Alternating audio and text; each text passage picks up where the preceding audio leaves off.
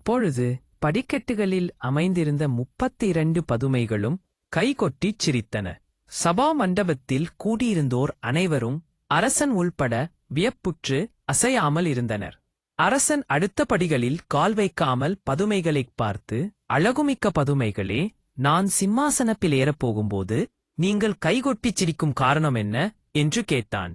உடனே முதல் படியில் இருந்த வினோதரஞ்சித பதுமை போஜராஜனைப் பார்த்து, மன்னனே, இந்த சிம்மாசனமானது விக்ரமாதித்த மன்னன் அமர்ந்து ஆட்சி செய்தது. இதிலே நீங்கள் அமர்லென்றுங்களே என்றுதான் சிரித்தோம். விக்கிரமாதித்தன் தன்னுடைய திறமை மிக்க நிர்வாகத்தாலும் சிறந்த குணத்தாலும் 56 நாட்டுகளும் வணங்கி கப்பம் கட்டிவர இந்த சிம்மாசனத்திலிருந்து 2000 ஆண்டுகள் ஆட்சி நடத்தினார். அத்தகைய அறிவாற்றல்களில் 1000 பங்கேனும் உம்மிடம் இருந்தால்தான் இந்த சிம்மாசனத்தில் நீர் அமரியலும். இல்லையானால் உமக்கு அதனால் மிகுந்த தொல்லனே உண்டாகும் என்றது. விக்கிரமாதித்தன் மன்னனைப் பற்றி நீ புகழ்ந்து கூறுவது எனக்கு மிகவும் மகிழ்ச்சி அளிக்கிறது. அவரைப் பற்றி முழு வரலாற்றையும் எனக்கு சொல்ல வேண்டும். அதனால் நான் பயனடைவேன் என்றான். போஜராஜன், பா, இந்த சிம்மாசனத்தில் உள்ள நாங்கள் 32 பதுமைகளும் ஒரு நாளைக்கு வரிசையாக அந்த வரலாற்றை கூறுகிறோம். நீங்கள் தினமும் ஒவ்வொரு படியாக ஏறும் பொழுது ஒவ்வொரு பதுமையும் விக்ரமாதித்த மன்னனுடைய வீரதீரச் செயல்களைச் சொல்லும். படியிலும் நின்று அந்த வரலாற்றை கேட்டு தெரிந்து கொண்ட பின்னர் உங்களுக்கும் அத்தகைய ஆற்றல்கள் சிறிது அளவேனும் இருக்குமானால் அடுத்த படியில் ஏறிச் செல்ல வேண்டும். அவ்வாறு இல்லாமல் படி ஏறுவதற்கு முயன்றால் மிகுந்த தொல்லைக்கு ஆளாக நேரிடும் என்று பதுமை எச்சரித்தது. பதுமையின் எச்சரிக்கையை போஜராஜன் கவனமாக கேட்டுக்கொண்டு, அப்பிடியே ஆகட்டும், நீங்கள் நலான் இன்னும் ஆட்சிகளா திறக்க வேண்டும். ஒவ்வொருவரும் விவரமாகச் சொல்லுங்கள் என்று சொன்னான். உடனே முதல் பதுமை விக்ரமாதித்தனின் வீரதீரச் செயல்களைச் சொல்லத் தொடங்கியது. எங்கள் விக்ரமாதித்தன் ஆட்சி செய்த உஜ்ஜயினி மாக்காளிபுரத்தில் வேத கோவிந்தன் என்ற பிராமணன் ஒருவன் இருந்தான். அவன் பல காலம் தவம் செய்து ஒரு மகனை பெற்றான். அவன் மகனை அழைத்துக் கொண்டு கடலில் நீராடிக் கொண்டிருக்கையில் சுறாமீன் ஒன்று சிறுவனை விழுங்கிவிட்டது. சொல்லொணாத துக்கமடைந்த மார்பிலும் தலையிலும் அடித்துக் கொண்டு கதறினான். நல்ல அரசு ஆட்சியிலிருக்கும்போது 100 வயதுக்குள் எவரும் இறப்பதில்லை. தவமிருந்தத விக்ரமாதித்தனுடைய ஆட்சியே காரணம். ஆகையால் அரச சபைக்குப் போய் என்னுடைய உயிரையும் விட்டு விடுகிறேன் என்று கூறியவாறு வேதகோவிந்தன் ஒரு கல்லை எடுத்து தன்மண்டையில் அடித்து கொண்டான். இரத்தம் பெருகியது. ஆராய்ச்சி மணியே அடித்தான். அந்த மணி ஒலி காதில் விழுந்ததும் விக்கிரமாதித்தன் திடுக்கிட்டான். உடனே பட்டியை அழைத்து, நம்முடைய ஆட்சியில் இதுகாரும் ஆராய் காதில் விட்டது இல்லையே, இப்பொழுது அது ஒலிப்பதால் யாருக்கு என்ன குறையோ தெரியாதவில்லையே, நீ போய் அறிந்து வா என்றேன். ஆராய்ச்சி மணியை அடித்துக் கொண்டிருந்த. எதற்காக மணி அடிக்கிறாய்? உனக்கு என்ன குறை? நீ யார் என்று கேட்டான். என் பெயர் வேதகோவிந்தன். பெற்று என்னுடைய ஒரே மகன் 7 வயது உண்டுவிட்டது. நல்ல ஆட்சி நடைபெறுகையில் எவரும் 100 வயதுக்குள் இறப்பது இல்லை என்று அறநூல் கூறுகிறது. என்னுடைய மகனின் இளமை மரணத்திற்கு உங்களுடைய ஆட்சியில் நீதி தவறியதே காரணமாகும். ஆகையால் நீதி தவறிய இந்த ஆட்சியில் நானும் இருக்க விரும்பவில்லை என்று கூறிக்கொண்டே தனது தொண்டையை நெரித்துக் கொள்ள முற்பட்டான்.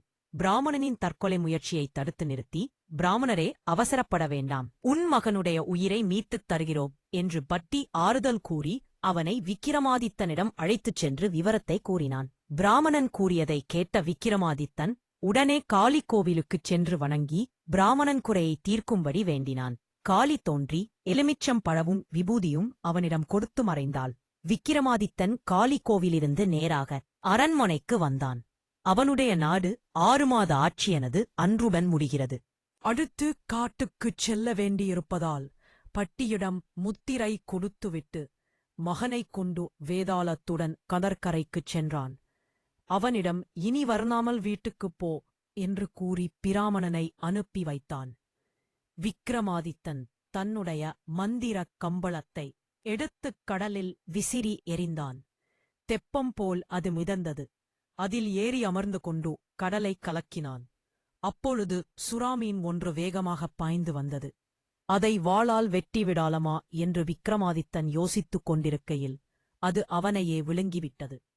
விக்ரமாதித்தன் மீன் வயிற்றினுள் சென்றதும் அது ஒரு பெரிய நகரமாக இருப்பதைக் கண்டான். அங்கே மாடமாளிகை கூட கோபுரங்கள் நிறைந்து அகன்ற வீதிகள் பல இருப்பதையும் பார்த்து வியப்புற்ற அப்பொழுது எதிர்பாராமல் விக்ரமாதித்தன் அந்த நகரத்துக்கு வந்து சேர்ந்தான். அந்த நகரத்தின் அலங்காரங்களையும் அரசர் முதலானோர் திரண்டு வந்து இருப்பதையும் கவனித்தான். அதைத் தெரிந்து கொண்ட விக்ரமாதித்தன் தானும் ராஜசபைக்குப் போக விரும்பினான். கூட்டி வந்த சிறுவனை ஒரு பிராமணன் வீட்டில் ஒப்படைத்துவிட்டு வேதாளத்தின் உதவியால் விலை உயர்ந்த நவரத்தினங்களை வரவழைத்துக் கொண்டு முக்கியமான இடத்தில் கம்பளத்தை விரித்து நவரத்தினங்களை அதில் பரப்பினான். அவனை பார்த்தோர் அனைவரும் வெளியூரில் இருந்து வந்துள்ள இரத்தின வியாபாரி என்று எண்ணினார்கள். நகரம் முழுவதும் நவரத்தினங்களில் பெருமை பரவியது. சுயம்வரத்துக்கு வந்துள்ள அரசர்கள் அனைவரும் நவரத்தினங்களை வாங்கச் சென்றார்கள். இரத்தின வியாபாரியின் சாதுரியமான பேச்சில் ஒன்றி நெடுநேரம் அங்கேயே தங்கிவிட்டனர். சுயம்வரத்துக்கு வந்தவர்களான அரசர்கள் எவரையும் காணாததால் சமபுநாதன் ஏவலாளர்களை அனுப்பி அவர்களை தேடச் செய்தான். அவர்கள் அனைவரும் உட்கார்ந்து இருப்பதாக தெரிந்தது. அவனும் இரத்தின வியாபாரியை காணச் சென்றான். இரத்தினங்களையும் இரத்தின வியாபாரியையும் கண்டு மகிழ்ந்து அரசர்களுடன் அரண்மனைக்கு வருமாறு அவனையும் அழைத்து சென்றான். அலங்காரத்தோடு கூடிய அழகான சுயம்வர மண்டபத்தில் அனைவரும் கூடியிருந்தார்கள். அரசகுமாரி எலக்கரம்பை மணமாலையை கையில் ஏந்து தோழியர் சூழ் அன்னம் போல் அழகாக வந்தாள். அரசர்களிடையே இரத்தின வியாபாரி வேடப்பில் அமர்ந்து இருந்த விக்ரமாதித்தனின் அருகில் வந்து நின்றாள். அவனுடைய அழகில் மயங்கி தன்கையில் இருந்த மாலையை அவன் கழுத்தி அணிவித்தாள்.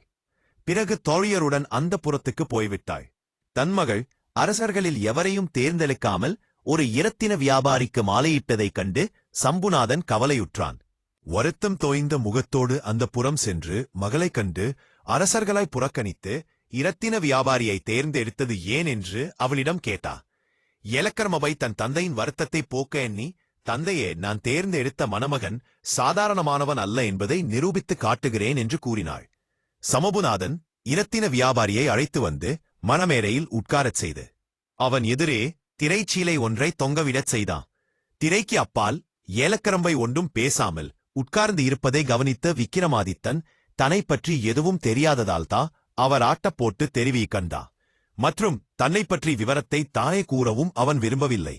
ஆகவே வேதாளத்தை திரைச்சீலையில் புகுந்து கொள்ளும்படி கூறினாள்.